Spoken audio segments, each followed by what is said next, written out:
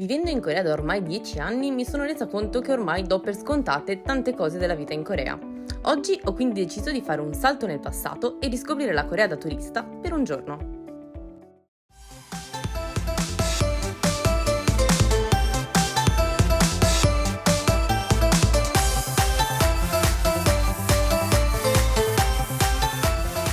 Eccoci a Gangnam, la zona finanziaria piena di gente, piena di ricchi, come naturalmente voi già conoscete da Gangnam Style. Gangnam Style è proprio uno stile di vita, qui infatti è tutto il quartiere finanziario, ci sono le persone più ricche, ci vivono gli idol coreani ed è stato il mio primo shock culturale in Corea. Come potete vedere qui i palazzi sono tutti enormi, immaginatevi me 19enne che veniva da un paesino della campagna dove il palazzo più alto era tipo 2 metri, una cosa del genere. Comunque ragazzi, adesso basta parlare, adesso vi porto a vedere un po' com'è questa zona perché è pienissima di negozi e cose carinissime, quindi andiamo a vedere.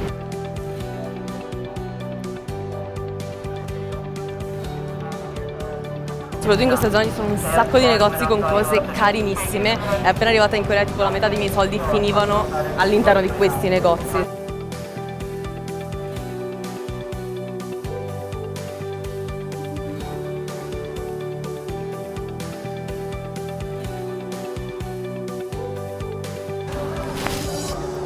Che dite? Eccolo, vedete questo? Questo è il male qui in Corea. Gangnam è la zona famosa per la chirurgia plastica ed è stato il mio più grande shock a livello mentale appena arrivata in Corea. Immaginate Anna 19enne che va dal dermatologo per la prima volta e questo simpatico signore mi ha detto che devo rifarmi tutta completamente perché facevo schifo. Ecco, questo è stato il mio primo impatto con la K-beauty qui in Corea, quindi è stato un grande trauma. Tutti questi palazzi che vedete in questa zona, soprattutto i piani più alti, sono tutti ospedali di chirurgia plastica dove potete rifarvi qualsiasi cosa. Inoltre, se volete far piangere il vostro portafoglio, questa è anche la zona con i centri commerciali più lussuosi e ovviamente costosi di tutta la Corea. Tra l'altro qui è anche famoso il mercato che c'è all'interno della metro, dove vendono praticamente solo vestiti, come anche quello che c'è a Myeongdong. A Myeongdong però è un po' diverso perché infatti sia a Gangnam prima c'erano solo vestiti, questa è la mecca per gli amanti appunto del K-pop. Beh, qui abbiamo qualsiasi cosa dei BTS, tipo questo che cos'è? Un telomare. Divertente perché è solo gente che io non conosco.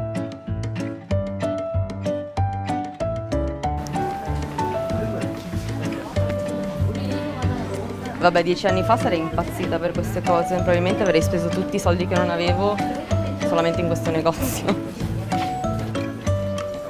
Se invece salite in superficie vi ritrovate in questa zona che è famosissima per lo shopping, infatti se googolate shopping Corea questo è il primo posto che vi viene fuori, è pieno di negozi di tutti i tipi ed è stato uno dei primi posti in cui sono venuta proprio qui a Seoul per fare shopping.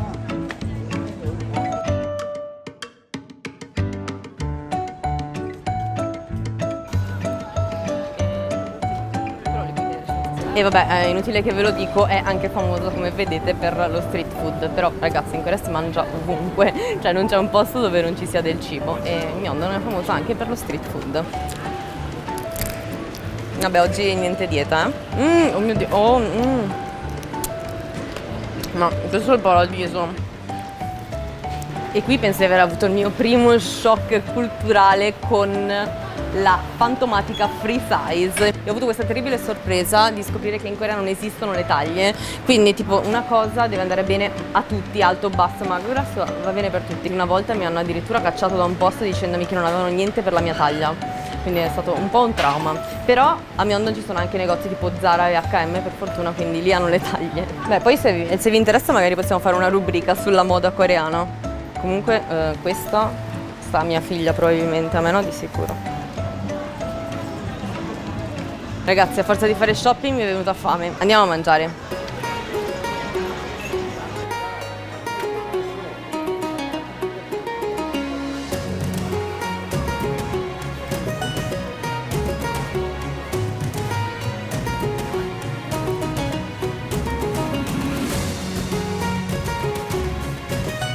Finalmente siamo arrivati a mangiare, siamo nel paradiso dello street food. Questo infatti è il Kwangjang, si trova nel centro di Seul e come potete vedere cioè, potete mangiare qualsiasi cosa. Quindi se volete sperimentare proprio la Corea, quella vera, venite assolutamente in questo posto perché ragazzi cioè qui è impossibile fare la dieta oggi, si ingrassa, basta. 그 만두 포장해 주시겠어요? 네네네. Qui abbiamo appena preso dei ravioli, sono proprio fatti qui in questo momento da questa signora che sicuramente l'avete vista su Netflix e sono i miei preferiti ragazzi, ravioli al kimchi e ravioli alla carne, ho detto fare un mix perché uno, cioè, non è abbastanza uno.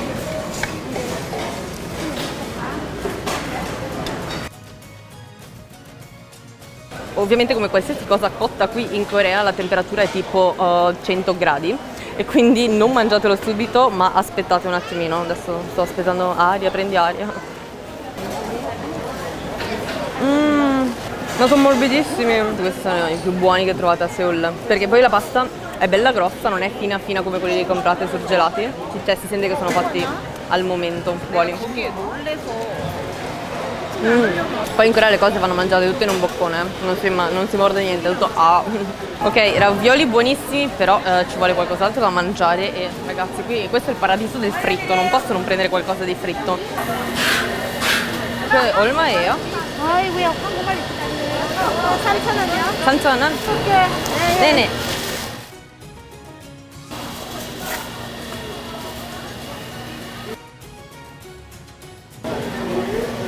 Ragazzi questo è il profumo del paradiso.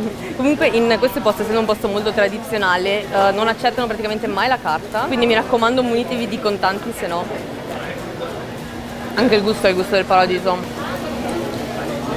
Vabbè è carne fritta quindi non può non essere buona, giusto?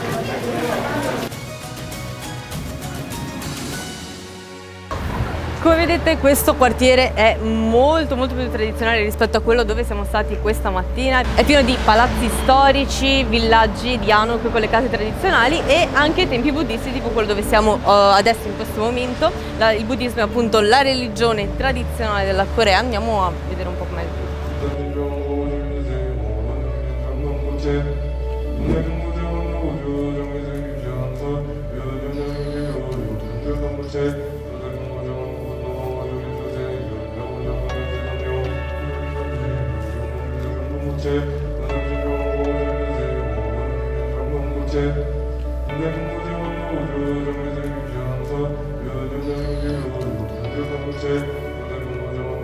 Questo era il quartiere storico di Seul. Ora però vi porto in un quartiere che è storico per me. Eccoci arrivati nella zona dove è iniziato tutto, ovvero Hongdae, la mia prima casa, il mio primo bacio in Corea, la mia prima sbornia di soju, la mia prima discoteca in tutta la vita. Qui è cominciato tutto.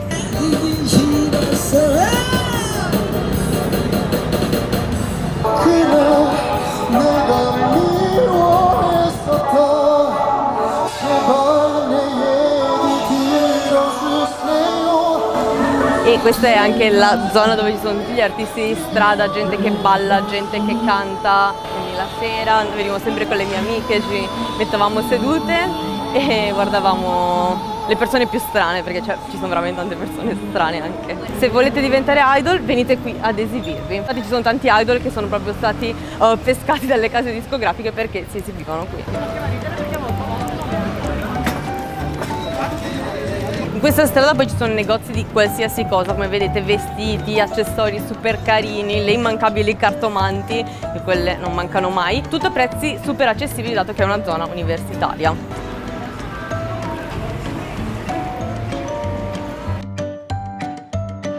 Non so se vi ricordate questo posto, è uscito in uno dei primi video nel canale dove vi facevamo vedere la nightlife di Hongdae.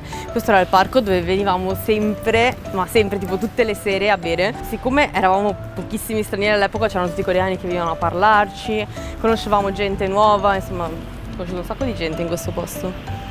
Ora è illegale berci. Vabbè, andate nell'altra via se volete bere. E qui ci sono tutte le discoteche, la mia prima volta in discoteca è stata all'interno di questo posto, quindi tanti ricordi. Lo ammetto, sarò di parte perché questo posto comunque per me rimarrà per sempre nel cuore, però è sicuramente il migliore per viverci. La giornata è quasi finita, ma manca ancora un ultimo posto speciale. Un posto che, ragazzi, spoiler, è famoso per i K-drama.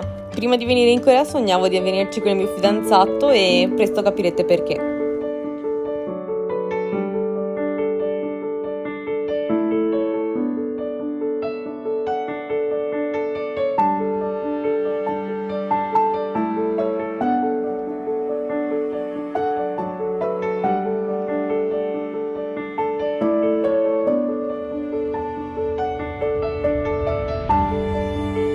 Finalmente dopo tantissimo tempo sono riuscita a fare un'altra giornata da turista, proprio come se fosse 10 anni fa, appena arrivata in Corea, e mi è piaciuto veramente un sacco. È stato come tornare tipo 10 anni fa, appena arrivata, che era tutto nuovo, c'erano le luci, i colori, un sacco di gente, quindi ne è valsa veramente la pena. Ho mangiato un sacco di cose buonissime, quindi la dieta la prossima volta. La Corea comunque è un paese che mi ha dato veramente tanto, perché sono arrivata che ero una bambina e mi ha fatto diventare un adulto. Ho fatto qui l'università, mi ha dato un lavoro e niente, adesso sono felice, ho trovato un sacco di amici che sono sicura mi porterò avanti per tutta la vita, sono diventati la mia seconda famiglia, non avendo la famiglia qui in Corea, un fidanzato che forse diventerà la mia famiglia, non lo so, vedremo.